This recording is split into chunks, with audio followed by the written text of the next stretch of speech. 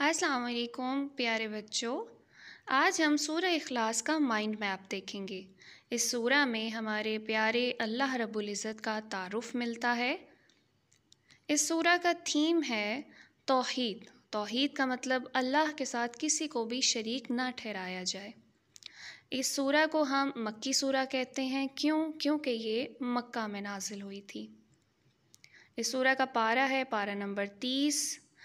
یہ سورہ معوذتین سے پہلے آتی ہے، 112 اس کا نمبر ہے۔ اس میں ٹوٹل 4 ورسز ہیں۔ یہ وہ سورہ ہے جس کے بارے میں آپ صلی اللہ علیہ وآلہ وسلم نے فرمایا کہ یہ قرآن کا 1/3 ہے۔ چھوٹی سی پیاری سی سورہ، بہت زیادہ پاور رکھنے والی سورہ ہے۔ اس سورہ میں کچھ چیزوں سے انکار کیا گیا ہے اور بہت سختی سے انکار کیا گیا ہے۔ پہلی چیز، 3 خداؤں کا یقین، جو عیسائی کہتے تھے کہ خدا 3 ہیں۔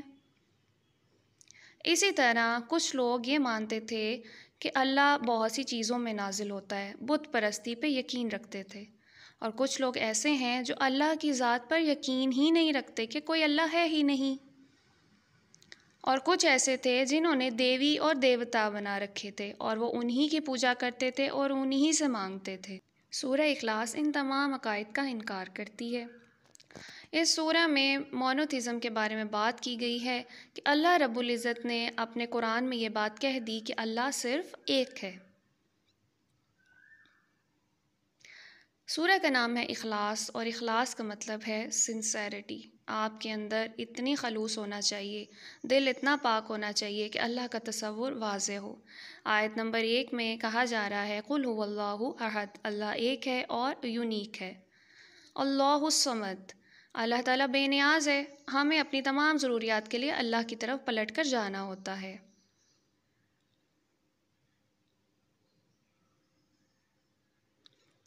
آیت نمبر 3 سے 4 میں اللہ تعالیٰ کے بارے میں کہا جاتا ہے، نہ تو اللہ تعالیٰ کے کوئی بچے ہیں اور نہ ہی اللہ تعالیٰ کو کسی فیملی کی ضرورت ہے۔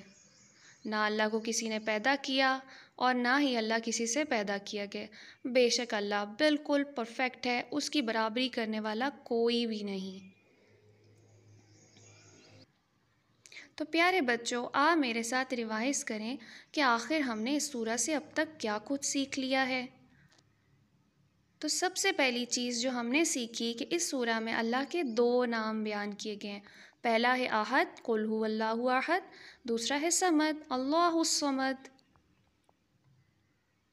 احد کا مطلب ہے کہ اللہ صرف ایک ہے، اور صمد کا مطلب ہے کہ اللہ بے نیاز ہے، اسے ہماری ضرورت نہیں ہے، لیکن ہمیں اپنی ہر چیز کے لیے اللہ کی ضرورت رہتی ہے۔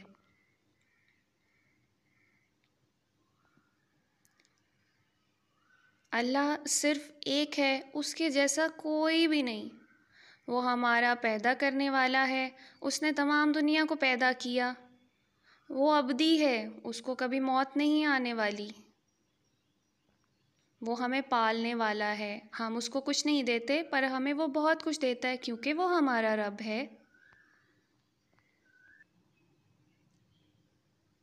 اب ہم یہ دیکھیں گے کہ سورہ ہمیں کب کب پڑھنی چاہیے۔ تو سب سے پہلے تو جی فجر سے آغاز ہوتا ہے تو سنت میں فجر کی سنت کی آخری رکعت میں پڑھنی چاہیے، مغرب کی سنت کی آخری رکعت میں پڑھنی چاہیے، اور جو عشاء کی نماز میں ہم وتر پڑھتے ہیں تو وتر کی آخری رکعت میں بھی سورہ اخلاص پڑھنا، اس کا حکم ہمارے نبی کریم صلی اللہ علیہ وآلہ وسلم نے۔ تو آج سے پیارے بچے فجر، مغرب اور وتر کی آخری رکعت میں سورہ اخلاص ضرور پڑھیں گے۔ ہر نماز کے بعد، صبح اور شام کے اذکار کے بعد، اور سونے سے پہلے جیسے آپ معوذتین پڑھتے تھے، ساتھ ہی آپ سورہ اخلاص بھی پڑھیں گے۔ اگر اس سورہ کو ہم 3 بار پڑھیں تو آپ کو پتہ ہے ہمیں کتنا ثواب ملے گا؟ جی، تو ثواب ملے گا مکمل قرآن کا۔ مطلب آپ نے صرف 3 بار پڑھنا ہے اور آپ کو مکمل قرآن کا ثواب دینا ہے اللہ رب العزت۔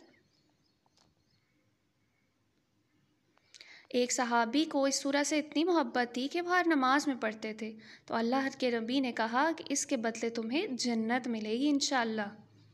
اللہ تعالیٰ ہمارے علم میں اضافہ فرمائے، اور ربی زدنی علما، آمین ثم آمین۔ السلام علیکم ورحمۃ اللہ وبرکاتہ۔